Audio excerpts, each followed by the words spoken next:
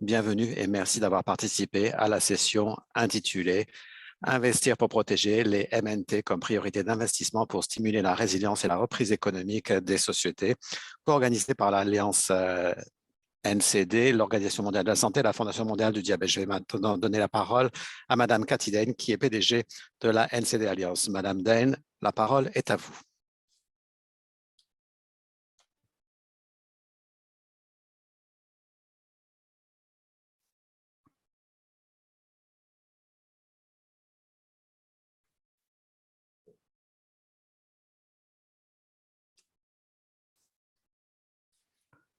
Bonjour, je m'appelle Cathy Dane, PDG de la NCD Alliance et au nom des coordinateurs, co-organisateurs de la NCD Alliance, de l'Organisation mondiale de la santé, de la Fondation mondiale du diabète, je vous remercie de participer à cet événement virtuel de haut niveau intitulé « Investir pour protéger » les MNT comme priorité d'investissement pour stimuler la résilience et la reprise économique des sociétés.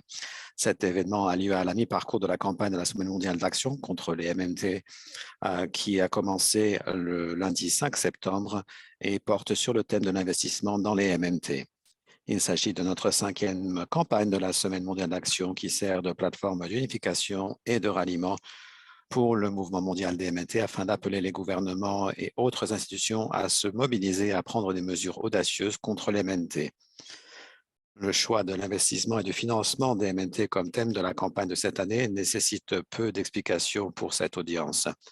Le financement reste l'un des principaux talons d'Achille de la réponse face aux MNT.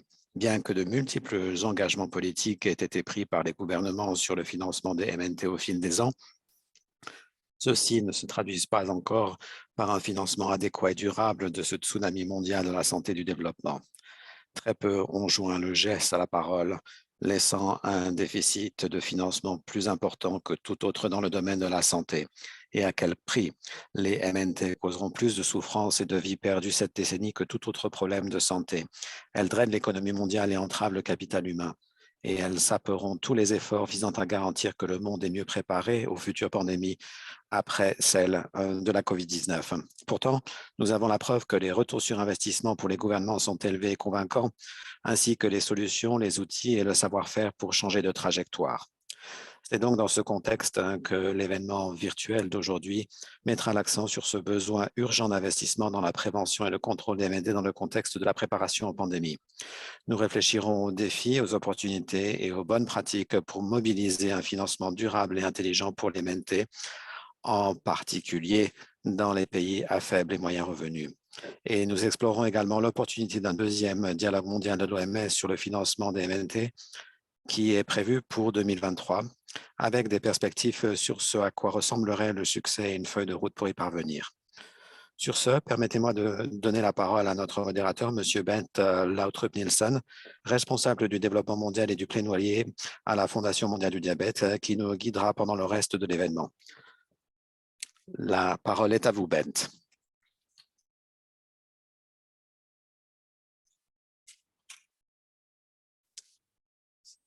Merci, Katie. Et au nom de la Fondation mondiale du diabète, c'est un honneur d'assurer l'animation de cette séance d'aujourd'hui avec pour titre « Investir pour protéger les MNT comme priorité d'investissement pour stimuler la résilience et la reprise économique des sociétés ».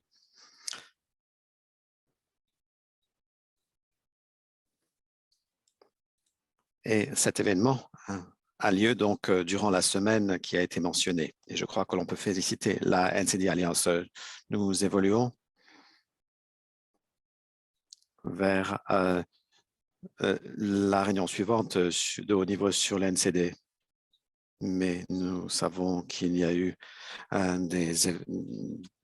sans les investissements prévus, nous ne pourrons pas donc atteindre les objectifs de développement et également nous ne pourrons pas atteindre nos objectifs de couverture sanitaire universelle. Bien sûr, les objectifs n'ont pas été facilités par la pandémie de COVID-19 qui nous a montré que nous avons énormément de problèmes à gérer. mais la question de savoir quels investissements et quelles sont les ressources et comment les mobiliser.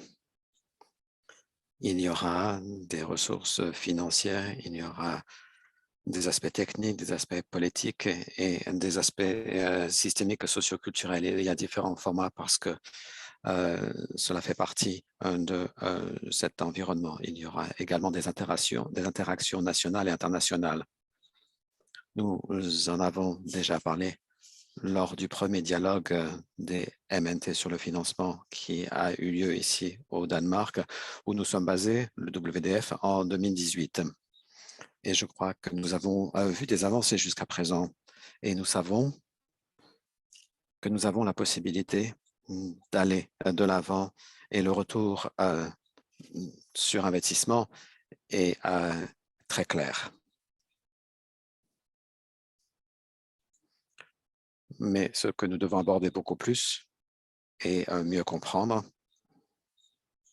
c'est de voir quels sont les modèles qui ont fonctionné, quels sont les partenariats et les coalitions qui pourraient être améliorés, quels sont les engagements qui, depuis le 2018, ont permis de réaliser des changements réels sur le terrain.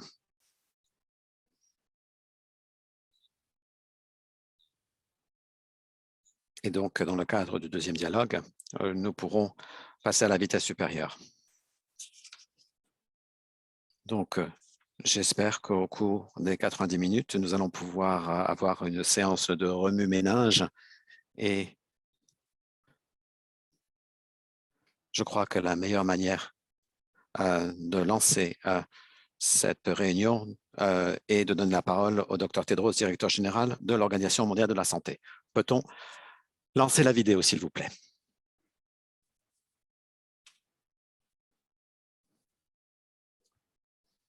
Chaque année, 17 millions de personnes de moins de 70 ans meurent de maladies non transmissibles. La plupart vivent dans des pays à revenus faibles ou intermédiaires. La plupart de ces décès peuvent être évités, traités et gérés. Près de 7 millions de vies pourraient être sauvées d'ici à 2030 si les pays à revenus faibles et moyens investissaient $1 supplémentaire par personne et par an dans des interventions rentables en termes de coûts, comme les avertissements visuellement explicites sur les paquets de cigarettes, l'étiquetage des aliments et les pistes cyclables. Les avantages potentiels sont énormes, pas seulement pour la santé, mais également pour la croissance et le développement durable. L'OMS appelle tous les pays à investir pour protéger leur population et leur économie contre les maladies non transmissibles, les MNT.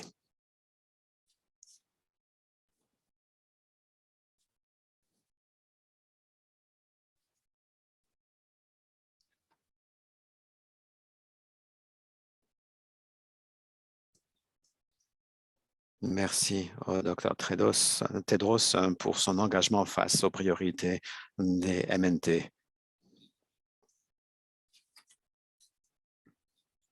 Aujourd'hui, nous avons de nombreux invités d'horizons divers, des représentants gouvernementaux de Tanzanie, d'Uruguay, des représentants de la société civile du Ghana, du Mexique et de l'Inde. Et nous avons également des représentants des agences internationales, RTI, Bloomberg Philanthropie, le Centre africain pour la gestion du VIH-Sida et l'IFC. Et donc, avant de commencer, nous avons une autre déclaration importante qui est celle de Monsieur Michael Bloomberg.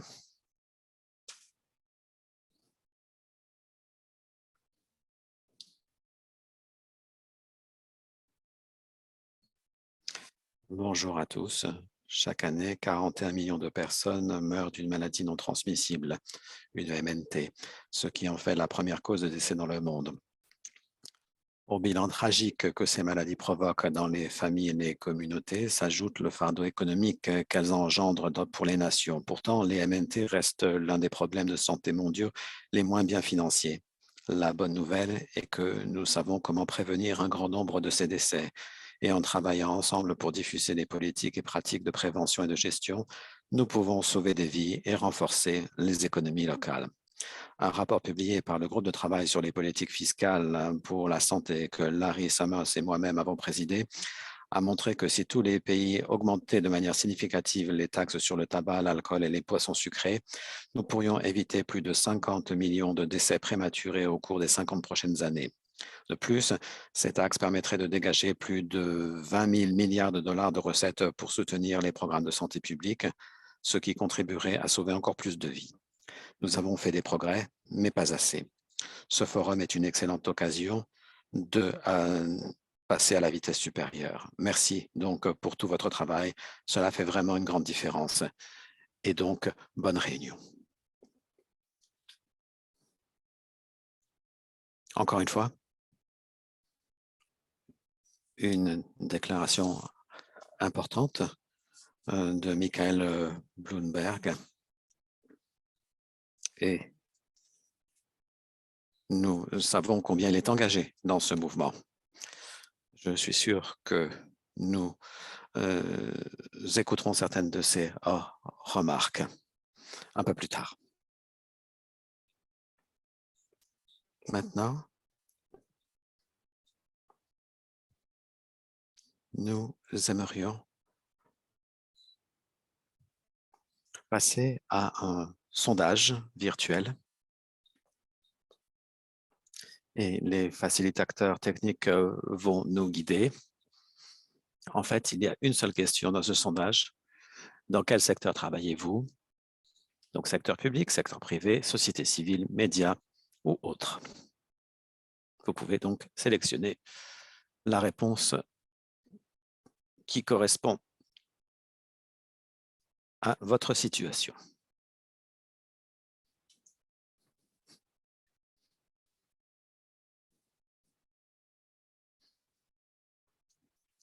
Et je pense que nous pouvons passer aux résultats de ce sondage.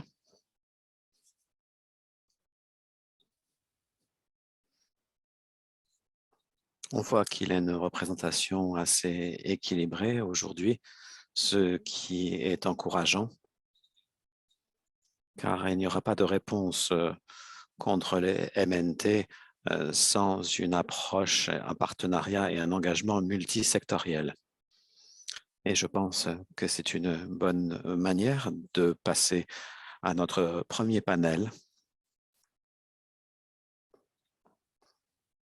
qui est une partie importante de la réponse face au MNT, c'est-à-dire les perspectives des gouvernements. Et nous avons donc d'éminents experts. Nous allons commencer par le premier intervenant, c'est M. Paul Pfeiffer, qui est le directeur du département du développement humain de NORAD, le gouvernement norvégien.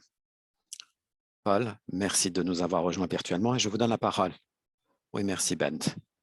C'est un plaisir d'être parmi depuis le dernier dialogue. La Norvège a effectivement financé beaucoup plus par ses capacités et par des actions dans les secteurs. Note de l'interprète en cabine française, Monsieur lit un discours qui n'a pas été fourni aux interprètes et ceci rapidement. Nous allons faire de notre mieux compte tenu des circonstances difficiles.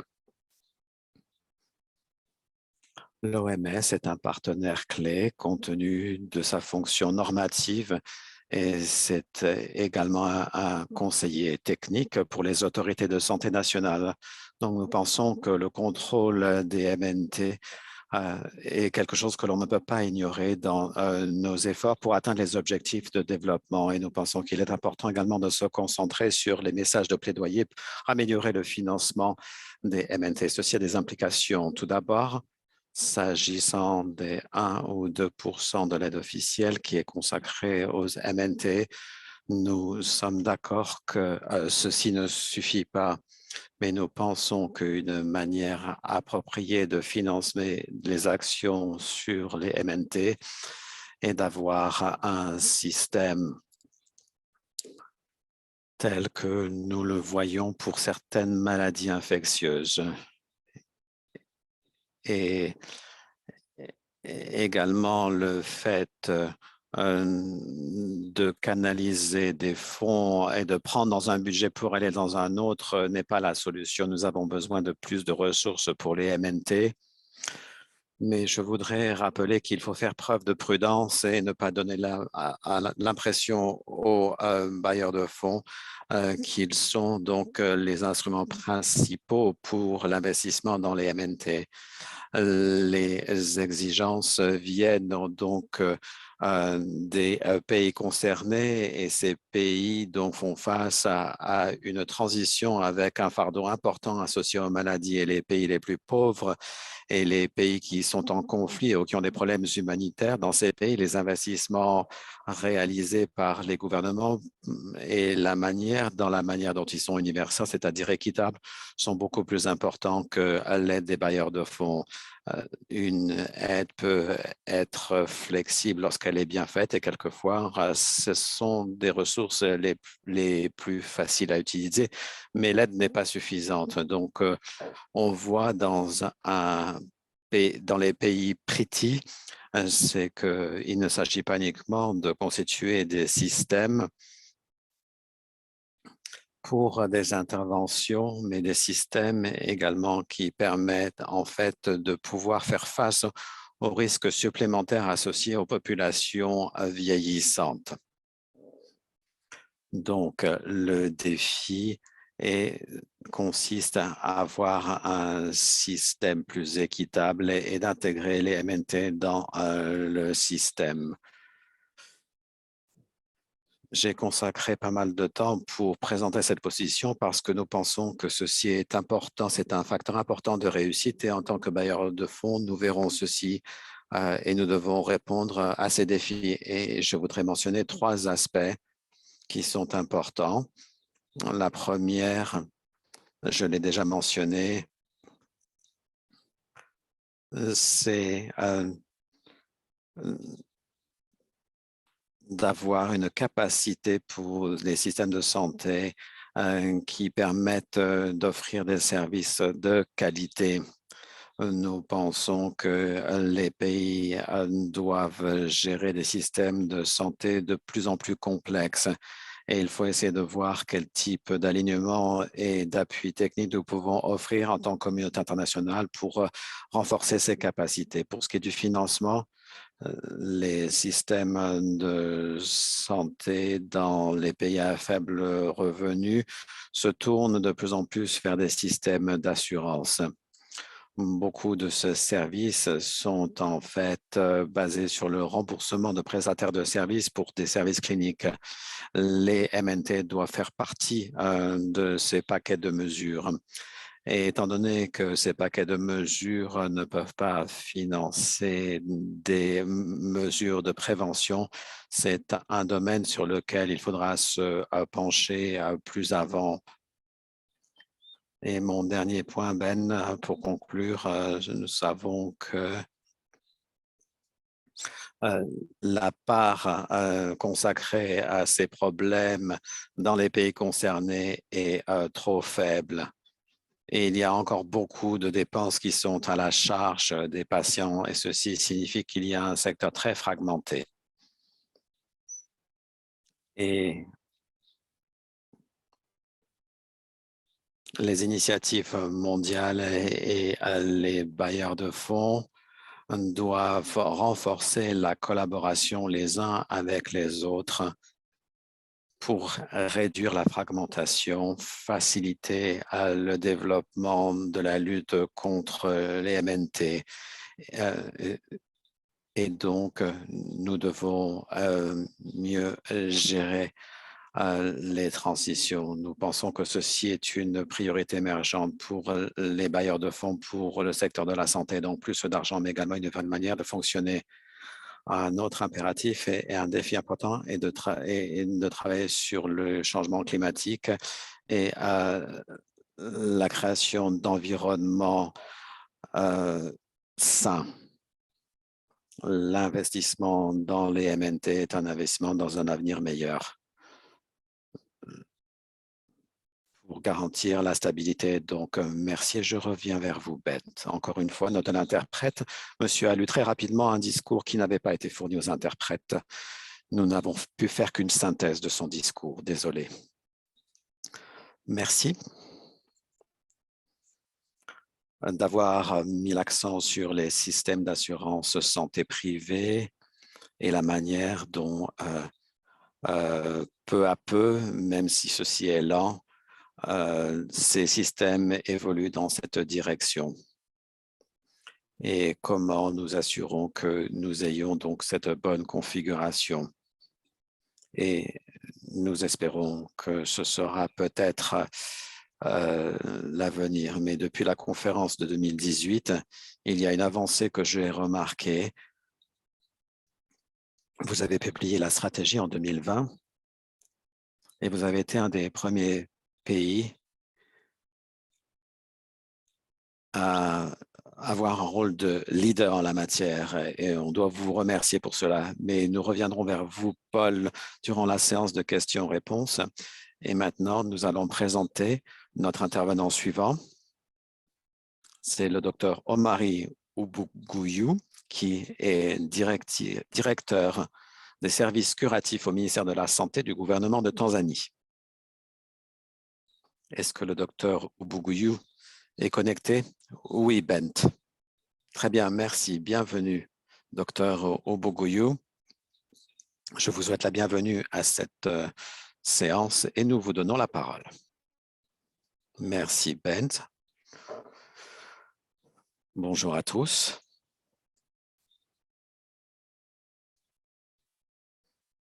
Je voudrais vous expliquer ce qui se passe en Tanzanie.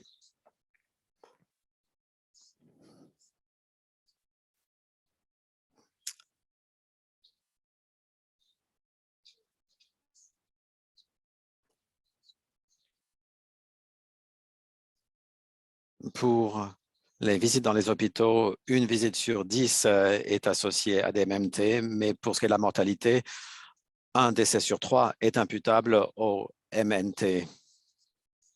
Donc, les deux situations sont alarmantes. Et lorsque l'on voit combien on dépense dans notre budget de santé, c'est assez limité, environ 10 ou 15% de notre budget. Et ce sont donc les coûts directs des investissements en matière de santé. Malheureusement, seulement 15% des Tanzaniens se sont inscrits dans des systèmes d'assurance privée. Donc, 85% des Tanzaniens doivent en fait prendre à leur charge leurs dépenses de santé, ce qui les rend très vulnérables. Certaines des études et des conclusions cliniques nous ont permis d'observer que de nombreuses personnes ne peuvent pas se permettre pour prendre en charge les coûts associés aux services MNT. Et beaucoup de personnes souffrant de MNT décèdent avant l'âge de 60 ans, car en fait, elles ne peuvent pas se permettre de payer pour ces services de santé. Par exemple, pour une dialyse, cela représente 400 $ des États-Unis par semaine, ce qui est élevé même pour des hauts fonctionnaires qui ne peuvent pas se permettre de payer ces sommes. Et on voit des gens donc qui vendent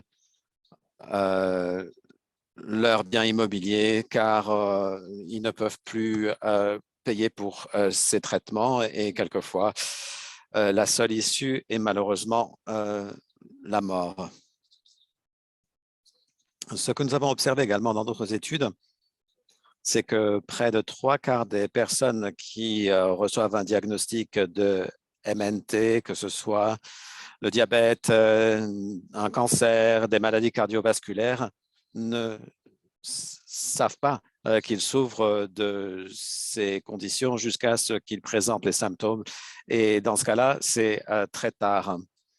Et donc, quand on voit ce qui s'est passé durant le COVID, ces personnes, y compris des jeunes, ont souffert de ces conditions parce qu'ils ne savaient pas qu'ils avaient donc ces maladies et ils se sont ensuite rendus compte qu'ils souffraient de MNT.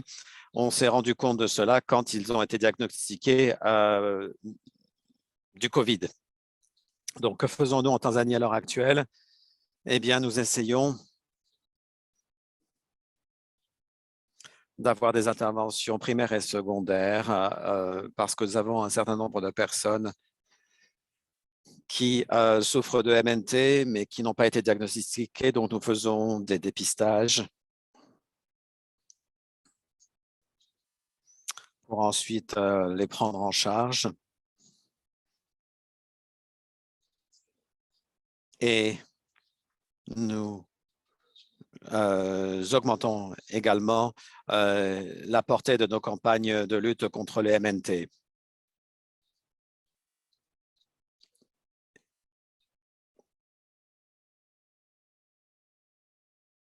Et grâce à de nouveaux projets de loi, nous allons essayer de réduire au minimum le nombre de personnes qui doivent payer de leur poche. Et ceci, nous espérons, permettra de réduire les souffrances.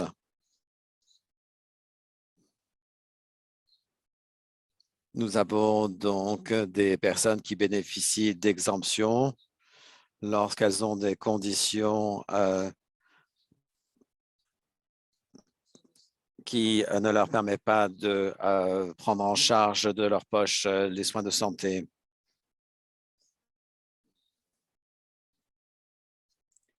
Et nous avons très peu de budget dans le domaine de la santé et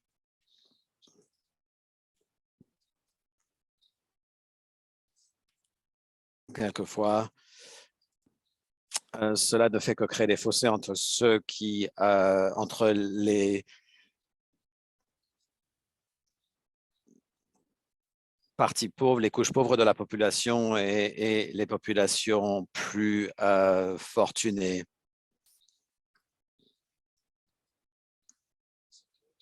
Nous essayons d'avoir le soutien de la communauté des bailleurs de fonds. Un quart de nos interventions vient de la communauté des bailleurs de fonds et je voudrais remercier donc tous ceux qui contribuent donc à la lutte contre les NCD dans mon pays.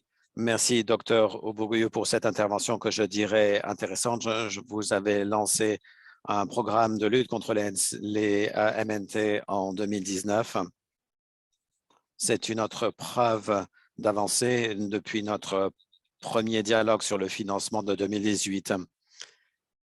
Et nous pourrons donc aborder tout ceci durant la séance de questions-réponses et il sera intéressant de voir comment la mobilisation des ressources a évolué en parallèle de la mise en œuvre de programmes de lutte contre les MNT. Mais nous allons passer à notre dernier intervenant de cette séance. Et c'est M. Luis Galicia du ministère de la Santé en Uruguay. Luis, c'est à vous. Merci.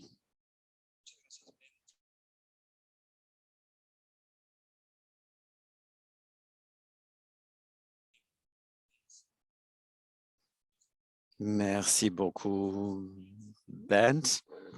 Nous reconnaissons donc l'importance du financement de la lutte contre les MNT, mais nous sommes préoccupés par le fait qu'il ne s'agit pas d'une priorité au niveau national ou international en matière de coopération et cette situation n'a fait qu'empirer depuis la crise sanitaire et de nombreux déterminants commerciaux associés à la santé ont eu un impact sur les différentes mesures de mise en œuvre par les différentes entités de la société civile, le ministère de la Santé, avec d'autres secteurs gouvernementaux, ont mis en œuvre une série de politiques pour la prévention et le contrôle des facteurs de risque des MNT.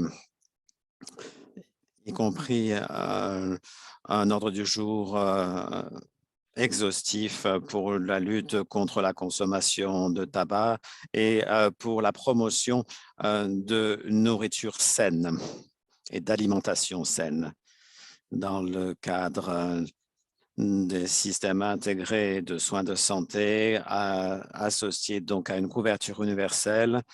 Nous avons mis en place un système de paiement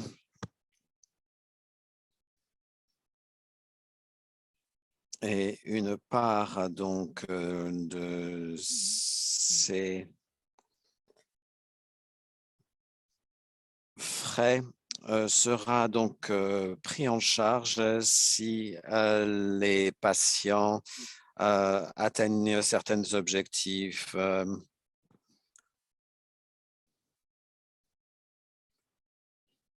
Et enfin, dans le mécanisme de financement, l'Uruguay, il a plus de 40 ans, a mis en place une structure qui prévoit des procédures très complexes de financement et des dispositifs de financement s'agissant donc de molécules qui coûtent très cher.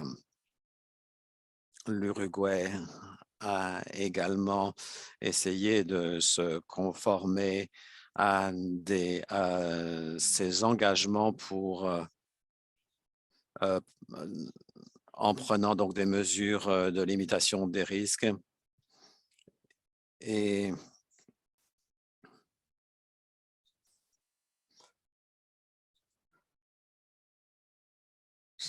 une partie des taxes perçues a été donc consacrée à la lutte contre les MNT. Et puis nous avons eu également des accords avec les entités privées pour avoir suffisamment de financement afin de se conformer à l'objectif 3.4. S'agissant des actions nécessaires dans le domaine de la santé mentale, l'Uruguay donc a également essayé d'associer la lutte contre le MNT à la santé mentale, conformément aux recommandations de l'OMS. Et nous avons donc un fonds qui a pour objectif de répondre aux demandes des pays PRITI et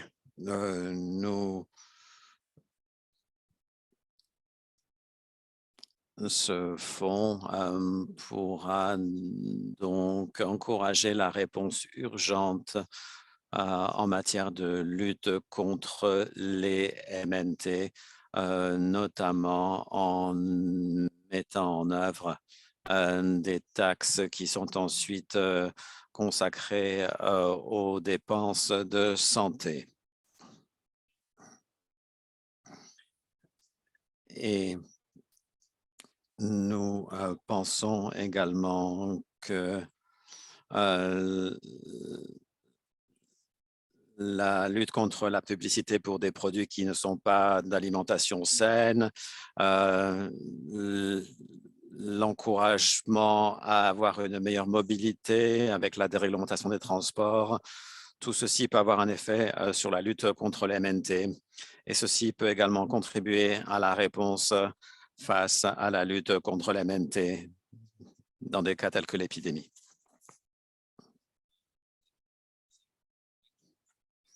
Merci. Vous avez répondu à une des questions que j'avais préparées, c'est-à-dire comment l'Uruguay s'est lancé dans un processus au niveau national de lutte contre les MNT. J'étais présent à Montevideo lors de la réunion de haut niveau de 2017, donc, et on a pu voir comment fonctionnait le système de santé et l'Uruguay s'est également engagé à ce fonds d'affectation multipartenaire que vous avez mentionné, qui est un mécanisme très important dans le cadre de ce mouvement conjoint de mobilisation des ressources pour les pays PRITI. Ceci signifie que l'on va avoir quelques minutes pour une séance de questions-réponses. Nous n'avons pas beaucoup de temps, mais nous avons une question de l'audience, de nos participants virtuels. Et je pense qu'il serait judicieux de vous poser cette question compte tenu de ce que vous avez dit. Vous avez dit que les MNT ne peuvent pas être traités de manière isolée et ceci doit faire partie d'un système plus complet de réforme du secteur de la santé. Mais en même temps, de nombreux pays doivent faire face à d'autres défis tels que le changement climatique, ainsi que d'autres défis qui sont gourmands en ressources. Donc, comment concevez-vous cette perspective d'un soutien plus vaste à l'échelle mondiale parce que les MNT déterminent également d'autres facteurs qui ont des conséquences sur notre quotidien? Paul, c'est à vous. Oui, je pense que ce sont effectivement les défis qu'il va falloir relever. Pour être un peu simpliste, je pense que nous avons beaucoup d'expérience qui nous permet à la fois d'identifier et de fournir des interventions à fort impact dans le secteur de santé. Et je pense qu'on peut le faire également dans la lutte contre l'MNT. Par exemple, l'hypertension artérielle, le diabète nécessitent des services curatifs, mais il y a également des facteurs de risque et d'autres éléments déterminants de la santé. Et il faut travailler avec d'autres secteurs en plus du secteur de la santé. Au cours des 10 dernières années, y compris durant la crise sanitaire, nous avons vu qu'il y avait beaucoup d'initiatives dans le secteur de l'éducation, dans le cadre de la promotion de l'égalité des sexes ou de la problématique homme-femme. Et nous voyons donc qu'il y a également eu des avancées dans le domaine de la nutrition. Il y a également des millions de décès associés à la pollution atmosphérique et cela va faire qu'augmenter. Donc, il faut avoir des efforts en ce qui concerne la santé urbaine, telle que j'appellerais, et il faut travailler sur la pollution et sur d'autres aspects environnementaux qui vont continuer à augmenter la mortalité. Et nous devrons également améliorer notre copie également au sein du secteur de la santé en tant que spécialistes dans le domaine de la santé, nous avons une responsabilité afin de trouver des solutions et ça n'inclut pas uniquement les secteurs traditionnels publics, mais également le secteur privé. Donc, il faut travailler en partenariat avec les entreprises, avec les représentants du secteur privé. Ce sera essentiel pour aller de l'avant. Merci, Paul. Et la dernière remarque, ce sera vous, docteur Ubuguyu. Nous avons vu le lancement donc en 2019 de cette politique en Tanzanie. Comment voyez-vous les années à venir compte tenu des ressources que vous avez au niveau national? Donc, dernière remarque, c'est à vous. Docteur Ubuguyu, merci Bent. Lorsque nous avons lancé le programme national de lutte contre les MNT en 2018, l'objectif était le suivant. En Tanzanie, comme de nombreux autres pays, nous avons donc des ressources limitées qu'il faut donc ventiler. Et malheureusement, lorsque l'on lutte contre les MNT, on a tendance à se consacrer sur une seule maladie. Vous avez donc des experts dans le domaine du cancer, dans le domaine du diabète, etc., etc. Et en fait, on alloue les ressources à des maladies spécifiques, alors que dans le programme, nous voulions mettre en commun toutes les ressources que nous avions. Et durant la deuxième semaine du mois de novembre, nous avons donc la semaine nationale des MNT. Toutes les expertises donc se réunissent et permet d'avoir donc un ordre du jour commun de lutte contre les MNT avec des actions de prévention dans le domaine de la nutrition, avec des campagnes éducatives. Donc, il s'agit d'une même plateforme avec des messages qui sont diffusés. Et ceci nous permet donc d'avoir cet effet de levier compte tenu des ressources limitées que nous avons. Donc, pour ce qui est des années à venir, eh bien, nous espérons avoir plus de personnes qui feront partie de ce groupe. Nous espérons également avoir plus d'interventions en matière de lutte contre les MNT dans les communautés concernées.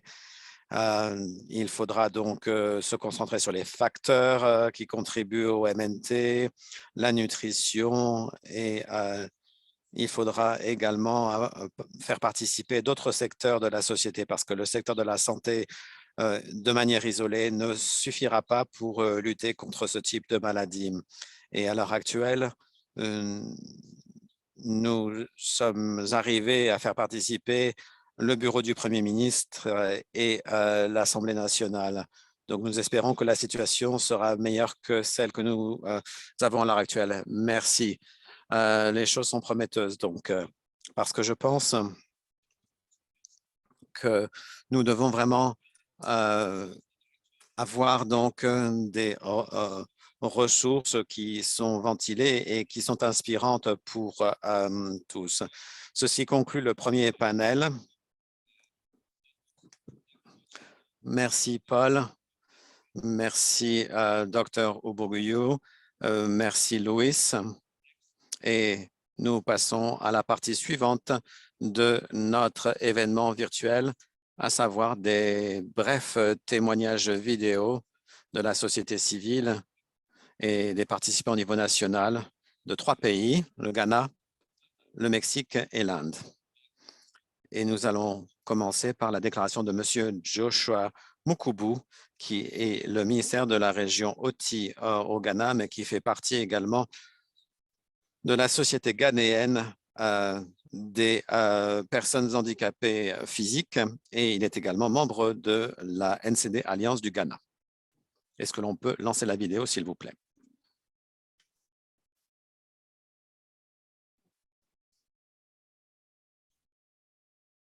Je m'appelle Joshua Makubu. Je suis ministre de la région Oti au Ghana, en Afrique de l'Ouest. Mon expérience personnelle est en tant que personne qui est dans ce secteur, les maladies MNT touchent énormément de personnes au Ghana. Malheureusement, les gouvernements de par le monde n'ont pas alloué des sommes suffisantes pour le traitement des maladies non transmissibles. C'est plus qu'une pandémie.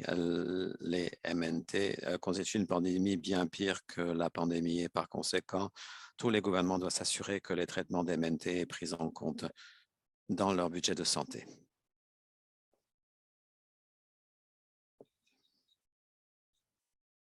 Je pense que c'était important d'entendre la voix du représentant du Ghana. Au Ghana, nous avons vu qu'il y avait eu beaucoup de progrès dans l'engagement de la société civile et puis l'engagement de la NCD Alliance du Ghana. Et le Ghana a organisé également le dialogue stratégique. Et donc, il est important de voir que ces ressources des communautés et des personnes touchées au vivant avec une MNT sont la clé de la réponse au niveau national.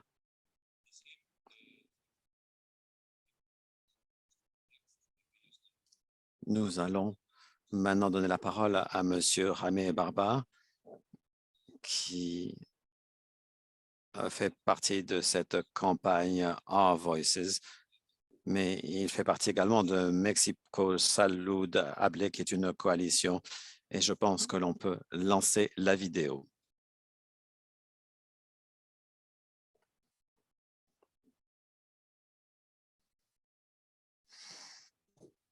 Il y a des gouvernements qui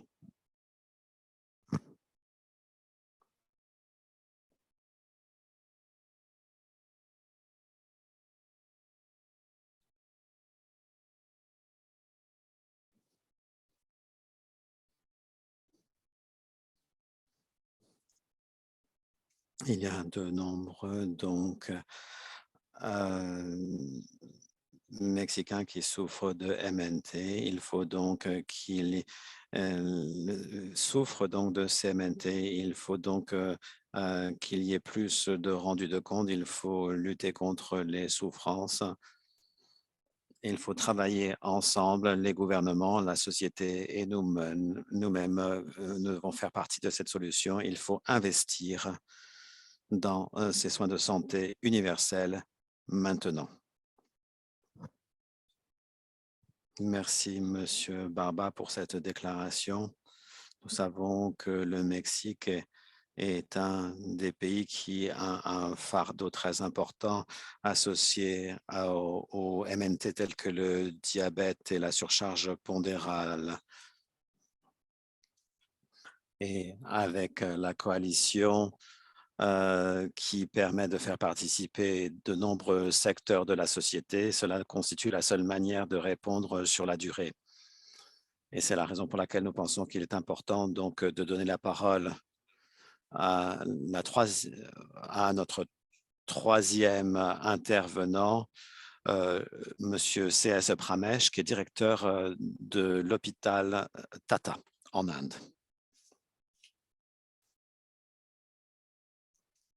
Peut-on lancer la vidéo, s'il vous plaît?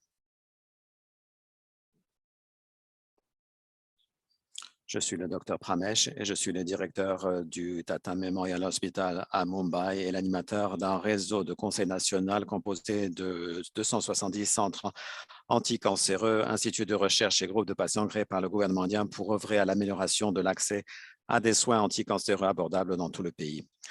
Les investissements dans les soins de santé publique dans de nombreux pays à revenus faibles ou intermédiaires sont insuffisants et doivent être augmentés de manière substantielle. Ce manque de soins de santé abordables financés par le secteur public entraîne des dépenses considérables et des dépenses de santé catastrophiques chez les patients. Le double fardeau des maladies infectieuses et des MNT est une cause majeure de mortalité et de morbidité dans ces pays pritiés. Par conséquent, des systèmes de santé publics efficaces doivent être intégrés dans les efforts de santé universels. Des programmes tels que l'ABBMG ou le programme de santé en Inde qui prévoit des soins de santé gratuits, y compris le traitement des maladies non transmissibles pour plus de 500 millions de personnes, sont des étapes importantes vers la réalisation de l'objectif de soins de santé universels.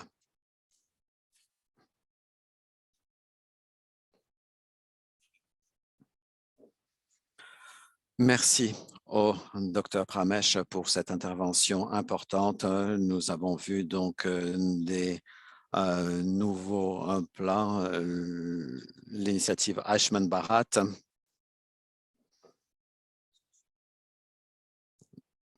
C'est une initiative importante que l'on va devoir suivre dans les années à venir. Et au Mexique, nous avons vu également qu'il y avait des avancées dans le domaine de l'étiquetage des produits alimentaires. Nous passons maintenant à notre autre panel que nous allons donc inviter à prendre la parole, des représentants des agences internationales. Et nous allons commencer par Rachel Nugent, qui est vice-présidente pour les MNT à l'échelle mondiale au sein de RTI International. Et Rachel, vous étiez déjà là en 2018 au Danemark pour le premier dialogue. Et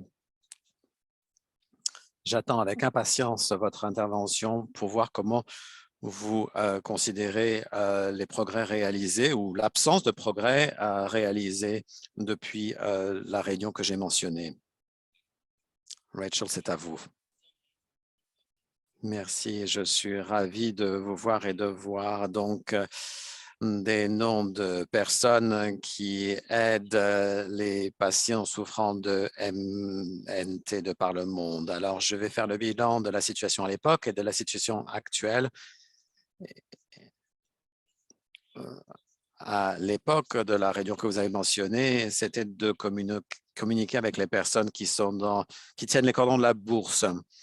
Donc, ceci donne la possibilité donc de parler à ceux qui ont le pouvoir au niveau financier. Il faut également contribuer à un meilleur processus décisionnel et à trouver des bonnes manières d'encourager une santé meilleure et également, troisièmement, de comprendre les incidences économiques des MNT et de leurs risques sur les foyers et sur les pays.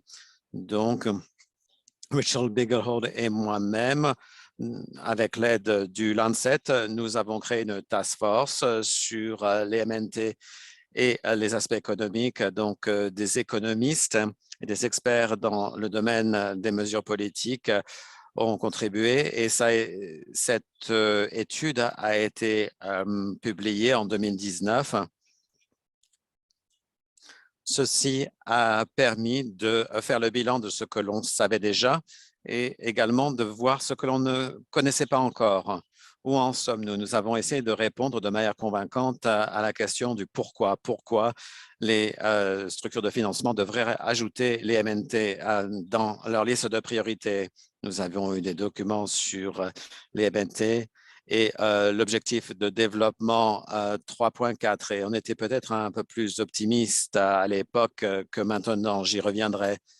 Nous avons eu une présentation sur l'impact sur les foyers et les liens avec la pauvreté. Nous avons pu avancer des preuves irréfutables sur les liens entre les MNT et la pauvreté. Nous avons essayé également de réfuter l'argument selon lequel imposer des taxes sur certains produits serait régressif. Et je crois que nous avons prouvé que ce ne serait pas le cas.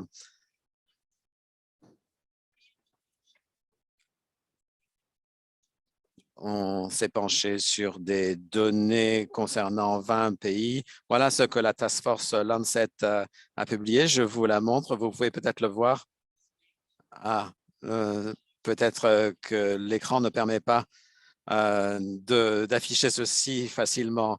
J'ai encore quelques cartons avec des copies papier. Alors, où en sommes-nous maintenant? Eh bien, nous avons vraiment répondu de manière convaincante à la question du pourquoi et nous avons également avancé bon train sur la question du comment.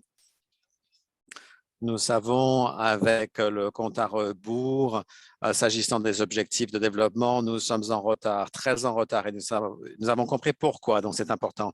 Donc ça, ce n'est pas un bilan très positif, mais nous savons ce que nous devons faire. S'agissant du lien entre l'impact sur les foyers et la pauvreté, que pouvons-nous faire pour changer les comportements des populations également? Ce n'est pas uniquement un comportement individuel. L'impact sur les foyers et la pauvreté, ce sont ces paiements qui restent à la charge des patients, l'absence de protection financière. Donc, nous comprenons beaucoup mieux les liens et comment les changer. Sur les politiques fiscales dans le domaine de la santé, je suis ravi de dire qu'il y a quelques semaines, un livre entier a été publié sur les taxes sur la santé ou ces taxes qui encouragent la santé. Ça a été préparé par Imperial College et par l'OMS. Donc, un livre entier sur ce qui fonctionne, comment cela fonctionne, qui est affecté. Et ceci tiré d'expériences tangibles. C'est un livre entier, alors qu'il y a quelques années de cela, nous n'avions qu'un article à ce sujet. Et également, beaucoup de mécanismes ont été mis en place depuis cette époque. Et enfin, sur les cas d'investissement, plus d'une centaine d'études ont été publiées. pour moi, il est vraiment important d'avoir des cas d'investissement au niveau national, pas uniquement donc les investissements au niveau des MNT qui couvrent toute une série de pathologies, mais également des cas sur la santé mentale, sur l'obésité, sur le tabac, sur le cancer, donc des MNT spécifiques. Pourquoi est-ce important? Parce que ceci permet en fait d'orienter les pays qui essayent d'améliorer leurs mesures. Un bref exemple. Oui, très rapidement. Au Kenya, nous avons, par exemple, concentré nos efforts sur euh, les MNT cancer. Donc, nous avons plus de connaissances sur beaucoup de ces aspects et nous avons donc, je pense que cette situation relativement positive. Merci.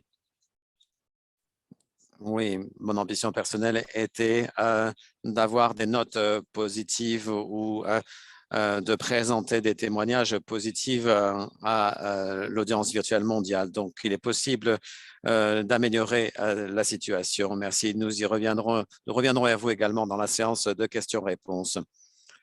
Nous allons passer à notre deuxième intervenant, le docteur Kelly Henning, directeur du programme de santé publique à Bloomberg Philanthropies. Kelly, bienvenue. Nous savons que Bloomberg Philanthropies contribue depuis de nombreuses années à la lutte contre les MNT à l'échelle mondiale et donc nous vous donnons la parole. Merci, c'est un plaisir d'être présent et merci à la NCD Alliance d'avoir invité Bloomberg Philanthropies. Tout d'abord, je voudrais parler des leçons que nous avons tirées au sein de Bloomberg Philanthropies. C'est au cœur de nos activités depuis les 16 dernières années. L'investissement dans la prévention fonctionne vraiment. Le dernier rapport de l'OMS montre l'efficacité en termes de coûts de stratégie pour lutter contre les MNT. Ce rapport montre que pour chaque dollar investi, réduction du tabagisme, avoir un meilleur régime alimentaire, promotion des activités physiques, nous voyons qu'il y a un retour en investissement de 7 dollars d'ici à 2030. Ce n'est pas si loin. Activité accrue, des vies plus longues et ceci donc est convaincant pour Bloomberg Philanthropies pour continuer à nous engager dans ce domaine. Nous nous concentrons également sur les mesures politiques qui ont pour objectif de réduire les facteurs de risque. On a parlé donc de taxes associées donc aux problèmes de santé, la vente de produits nocifs tels que le tabac et l'éducation. Une autre conclusion en matière de prévention et de contrôle des MNT, c'est l'abordabilité. 84 cents de supplémentaires par personne pourrait réduire la charge des MNT. Ces types d'investissements nous permettraient d'avancer beaucoup plus proche des buts associés à l'objectif 3.4. Et il y a des parties prenantes qui nécessitent donc d'être déterminées et qui nécessitent d'être informées pour que la population participe à ce changement. Une quatrième conclusion, c'est qu'il faut un travail d'équipe. La société civile, ce sont donc des participants qui permettent de mettre en place des politiques pour qu'elles soient efficaces. Dans la vidéo, Mike Bloomberg a mentionné un de nos aspects de nos activités. Il a dit qu'en 2018, nous avions réuni une task force avec des leaders dans le domaine de la santé mondiale. Et les conclusions ont montré que ces taxes sur le tabac, sur l'alcool et sur les produits d'alimentation non saine feraient beaucoup plus s'ils étaient mieux utilisés. Et malheureusement, étant donné que la task force a rendu ses conclusions, nous n'avons pas fait beaucoup d'avancées. Pourquoi? Eh bien, parce que la task force a conclu qu'il s'agissait donc d'une mesure de l'engagement des gouvernements. Malheureusement, des campagnes de désinformation ont continué même dans le cadre de la pandémie. Dans le contexte de la pandémie, la mise en œuvre de ces taxes est devenue de plus en plus critiquée et l'obésité et le diabète sont des facteurs clés et les systèmes de fourniture de soins de santé ont été également très affectés par la pandémie. Donc, l'utilisation de ces taxes est très importante. Comme Larry Summers l'a dit, co-président de la task force, il faut donc imposer des taxes sur ce qui nous tue. J'en conclus par ceci. De l'interprète en cabine française, Madame a lu un document qui malheureusement nous n'avions pas été fourni. Merci. J'ai essayé donc de mentionner les différents éléments qui avaient progressé depuis 2018. Vous les avez mentionnés et vous avez également mentionné un peu plus tôt dans l'année que vous continuez à vous engager dans l'initiative Save Lives. Merci pour cela. Nous reviendrons vers vous. Nous allons passer à notre troisième intervenant, Vuyiseka Dubula Majola du Centre africain pour la gestion du VIH-Sida en Afrique du Sud. Docteur Majola, vous avez la parole. Merci. 4 minutes ne suffiront pas pour vous faire part de tout ce que nous avons pu réaliser. Je vais vous parler donc des défis et des opportunités.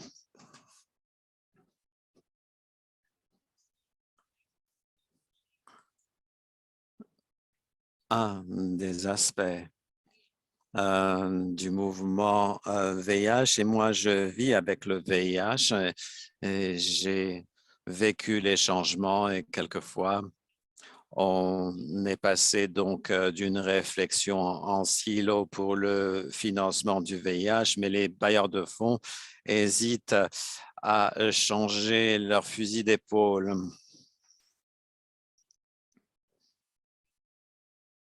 Et quelquefois, on investit dans le système comment en fait avoir des pays qui sont responsables, alors qu'on sait qu'en réalité, il s'agit du même patient, notamment dans la population donc vieillissante qui souffre de VIH. Et nous avons des patients qui ont des multipathologies. Donc, en 1996, pour vous donner un exemple, le VIH n'apparaissait pas dans la programmation de nombreux pays, par exemple. À l'échelle mondiale, on avait consacré 300 millions par année en matière de lutte contre le VIH. Il n'y avait pas de traitement et donc les personnes comme le VIH ne pouvaient que décéder à domicile sans réponse du gouvernement. Et il a fallu galvaniser la société en disant on ne peut pas mourir en silence et il faut lutter pour s'assurer que le VIH est sur la liste des priorités est également financé. Et donc, on a essayé de lutter pour avoir de plus grands budgets et le traitement de VIH était très coûteux. Et notre investissement était également de faire pression sur les multinationales, notamment les sociétés pharmaceutiques, pour réduire le coût. Ça continue toujours, comme on le voit avec le COVID, mais le traitement du VIH utilise des molécules dont le prix a vraiment baissé après avoir exercé pression sur ces entreprises. Et maintenant, on peut se permettre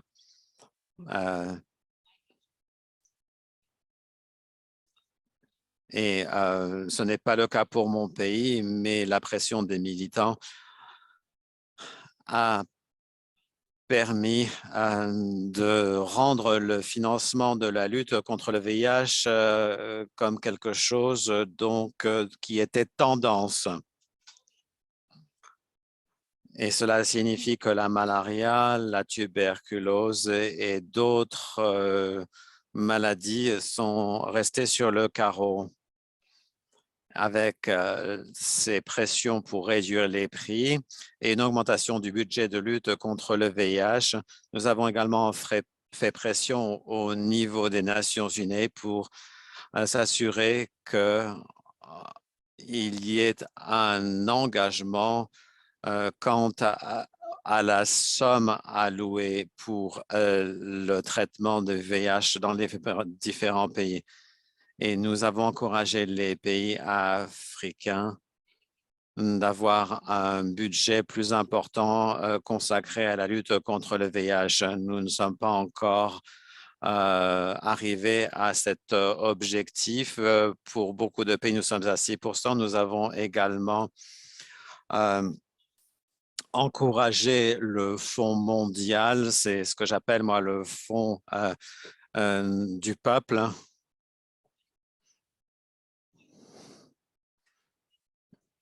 Et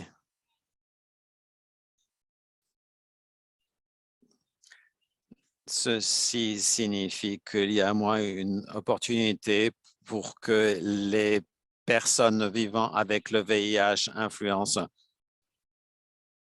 Donc, on dit voilà nos besoins, voilà nos priorités. Vous devez intégrer vos priorités dans vos pays. Comme je l'ai dit, 4 minutes, ça ne suffit pas. J'ai passé en revue ceci rapidement. Il y a des opportunités pour s'intégrer beaucoup plus qu'on le souhaitait.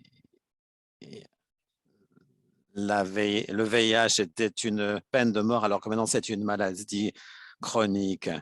Et il faut donc utiliser le budget du VIH pour que cela profite à d'autres maladies chroniques. Je vais malheureusement devoir vous couper la parole. C'était une excellente déclaration. J'attendais donc certaines réflexions sur les services de santé intégrés. Nous nous sommes posé la question sur le Fonds mondial pour le VIH et pour la tuberculose. Et il est clair que les patients avec ces conditions sont également vulnérables face à d'autres MNT.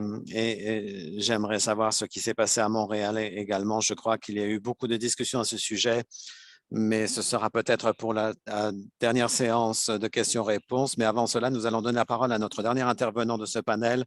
Et je pense que nous avons passé en revue de nombreux secteurs, les ressources nationales, les ressources gouvernementales, de la société civile et également multilatérales ou bilatérales. Et je pense qu'il est important également de savoir comment le secteur privé s'engage dans ce domaine. C'est une question complexe en elle-même et pour nous aider, et c'est un domaine qui a beaucoup de potentiel.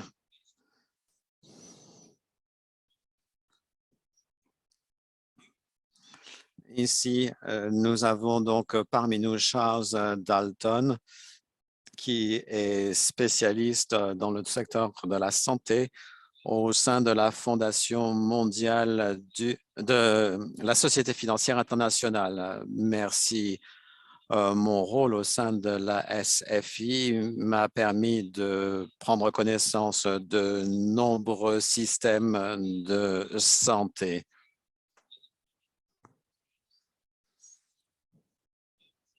Nous avons des services qui ne sont pas en mesure de combler ce fossé entre le système d'offres et de demande. Malheureusement, note de l'interprète, encore une fois, un intervenant qui est en train de lire un discours qui ne nous a pas été fourni. Nous allons vous donner qu'une synthèse. Nous ne pouvons pas interpréter mot à mot dans ces conditions. Désolé.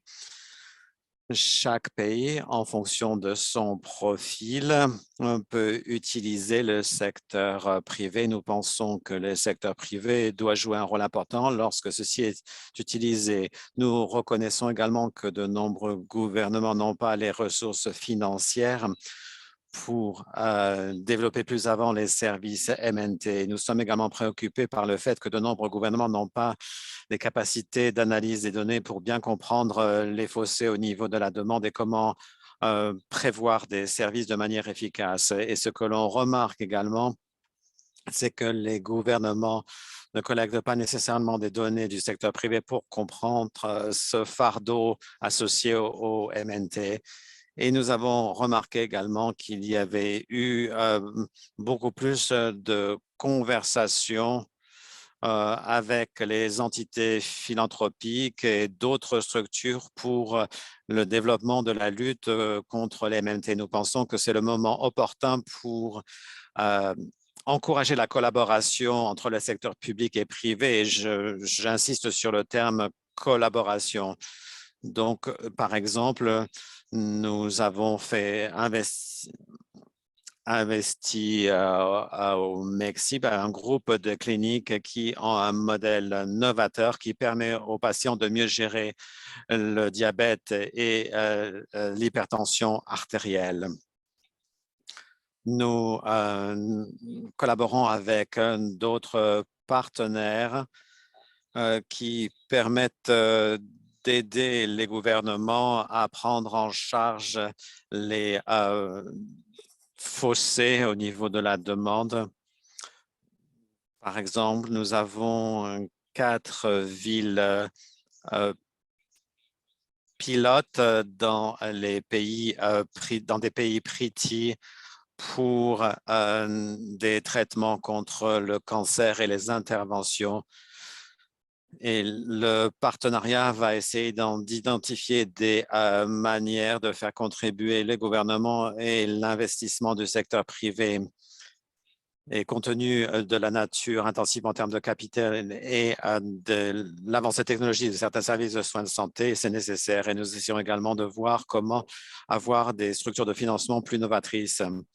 Malheureusement, l'accès aux finances reste un défi dans de nombreux marchés sur lesquels nous intéressons parce que les instances de financement ne comprennent pas vraiment comment travailler avec le secteur privé. Quelques exemples, nous avons African Medical Equipment Fund, nous travaillons avec les fabricants et les banques locales. Nous avons mis en place un mécanisme de financement pour avoir un financement de leasing pour le matériel médical. Nous travaillons avec les banques pour essayer, nous essayons également d'aider les structures concernées pour monter des dossiers de financement. Au Brésil, nous finançons une initiative.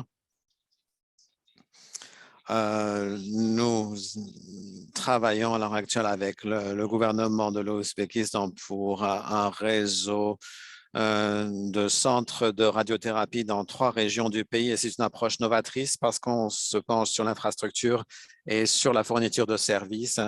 Et en Ouzbékistan, avec un processus PPP, nous essayons de voir comment mettre en place les services de dialyse à moindre coût. Et nous travaillons également avec une entité indienne qui s'appelle Network Plus. Je voudrais simplement rappeler l'importance d'avoir donc une bonne gestion des MNC et la CSU, la couverture sanitaire universelle, est très important. Et l'intégration entre les systèmes privés et les systèmes publics risque de rater le coche si ceci n'est pas pris en compte. Merci beaucoup. Merci, ça a été très bien.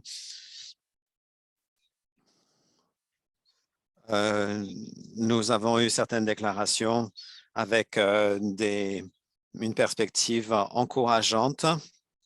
Il y a des modalités et des mécanismes qui mobilisent les ressources dans des formats très différents. Ça a été très encourageant. Nous avons donc 14 minutes qui nous restent. Donc,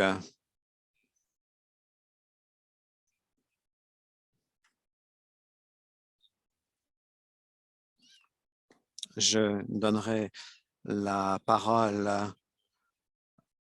à notre dernière intervenante qui va faire la synthèse de cette réunion. Rachel, Kelly, Charles et vous, Iseka, je vais vous donner une dernière minute. Pourriez-vous nous dire quelles sont vos espérances et vos attentes? Rachel, je commence par vous. Dites-nous quelles sont vos aspirations. Merci, Bent. Mes aspirations, eh bien, j'espère qu'il y aura au moins 3 organisations de bailleurs de fonds et 3 pays qui diront voilà exactement ce que nous faisons, voilà comment nous dépensons les budgets parce que la transparence sur ce qui est dépensé et où va l'argent est très important. Donc, il faudrait qu'il y ait ces exemples, des exemples qui montreront la voie et voir quel sera l'impact lorsque, et je crois que NORAD peut également être un leader et ce qu'ils ont dû faire pour arriver à la situation actuelle. Voilà. Merci, Kelly. Pardon, Rachel. Kelly, je vous donne une minute. Bloomberg Philanthropies est un acteur très important dans la lutte contre les MNT au niveau international. Je vous donne la parole, Kelly. Merci, Bent. Oui, nous nous félicitons de pouvoir travailler avec d'autres bailleurs de fonds. Nous avons été un peu isolés lorsqu'on essaie de susciter l'intérêt d'autres organisations philanthropiques. Nous espérons être un catalyseur. Nous pensons que l'espace philanthropique peut vraiment être un catalyseur et peut être utilisé par de nombreux pays. Donc, il s'agit d'augmenter l'intérêt, de susciter plus d'intérêt. Merci. Oui, ce partenariat, ces cadres de co-investissement, je peux dire qu'au niveau de la WDF, nous essayons de faire cela.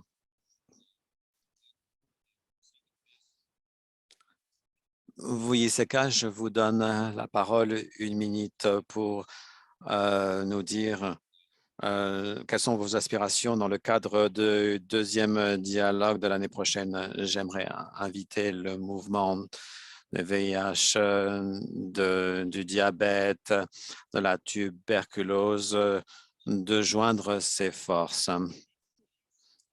Nous devons, au moins pour ceux qui vivent sur notre continent, d'encourager l'Union africaine d'avoir un objectif de financement de la lutte contre les MNT. Troisièmement, une fois qu'il y a un engagement, il faut bien essayer de déterminer ce qui est dépensé et il faut vraiment également montrer du doigt les pays qui ne dépensent pas suffisamment. Et merci. Merci, vous, Iseka. Vous avez mentionné l'Union africaine. Il y a une nouvelle stratégie de lutte contre les MNT qui a été lancée. Nous espérons que ceci améliorera la réponse sur le continent africain. Charles, quelles sont vos attentes? Quelles sont vos aspirations dans le cadre ou dans la perspective du deuxième dialogue de l'année prochaine? Je vais être très bref. Pour moi, c'est l'engagement, mais également des initiatives confirmées pour que ces collaborations puissent évoluer et rassembler des partenaires de développement, des gouvernements et le secteur privé. Et pour moi, un domaine, et c'est peut-être quelque chose qui est une note personnelle, il faut vraiment aider les gouvernements à mieux comprendre l'analyse des données. Il faut qu'ils comprennent mieux les risques dans la population, ce qui les aidera à avoir des modèles d'achat qui seront meilleurs, qu'ils peuvent utiliser tant pour le secteur public que pour le secteur privé. Merci. Merci à tous pour vos contributions. Nous sommes à 10 minutes de la fin de notre séance. Je vais maintenant donner la parole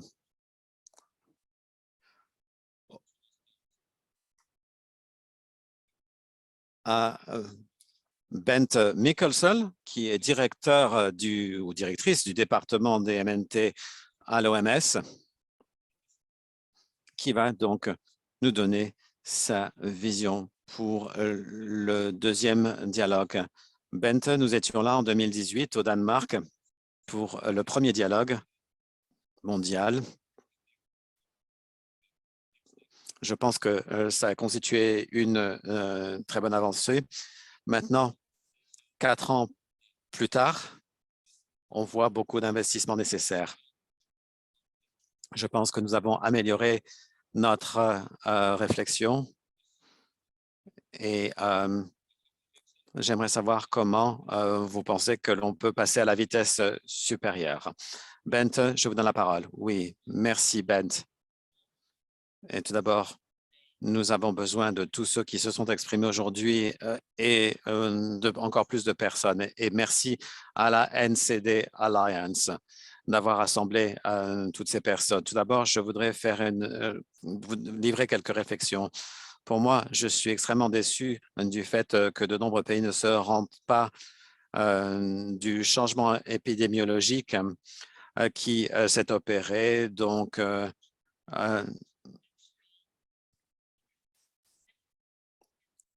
étant donné que 7 décès sur 10 de par le monde sont liés au MNT avec des augmentations notamment au niveau du diabète. Et ceci est lié aux facteurs de risque et à la gestion de ces risques, mais également lié au niveau de pauvreté. Et les dépenses de santé à la charge des patients sont plus la règle que l'exception. Et il n'y a que très peu de pays qui vont pouvoir réduire des morts prématurées.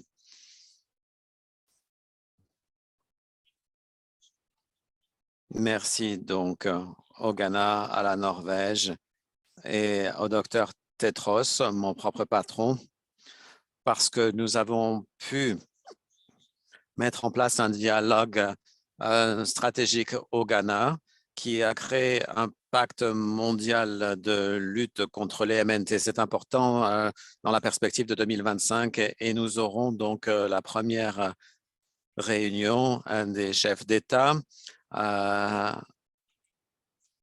New York organisée par l'ambassadeur Bloomberg. Pourquoi est-ce important? Nous avons eu déjà 3 réunions de haut niveau, beaucoup d'engagement, mais l'importance, c'est vraiment de s'approprier ces expériences pour tous les pays concernés parce que maintenant, il nous manque du temps et nous devons donc passer à la vitesse supérieure au niveau national.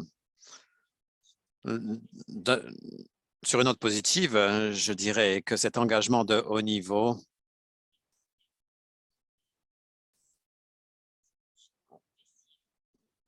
est reflété par le plus grand nombre de résolutions sur les MNT à l'Assemblée mondiale de la santé. Et donc, les délégués ont encouragé une feuille de route, des options politiques et il s'agit de savoir quel est le seuil pour que les pays considèrent quelque chose comme abordable et accessible dans leur propre situation. Je pense que la troisième chose que l'on doit prendre en compte, et ce n'est pas une bonne nouvelle, mais c'est une bonne opportunité, et c'est la réponse. C'est pourquoi donc de nombreux États membres parlent tant de mesures de lutte contre les MNT. C'est les résultats donc de la pandémie de COVID. Nous avons vu que les personnes qui avaient des maladies cardiovasculaires, qui souffraient de cancer, qui avaient des maladies respiratoires chroniques, qui étaient beaucoup plus victimes du COVID que les autres. Donc, il ne peut pas y avoir de préparation sans un investissement dans la lutte contre les MNT. Donc, la bonne nouvelle, c'est que nous avons les outils, nous avons les best buys, nous avons également de nombreuses options politiques, nous avons des données, mais ce qui nous manque, c'est la création d'une demande. Après avoir essayé d'avoir une ONG qui a une influence sur le Fonds mondial avec une nouvelle stratégie, nous avons fait quelques avancées, mais tant au niveau du Fonds mondial que de la Banque mondiale,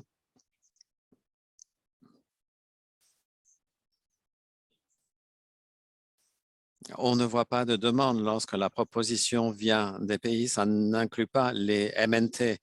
Donc, nous sommes avant les données. Nous sommes dans le domaine de la création de la demande.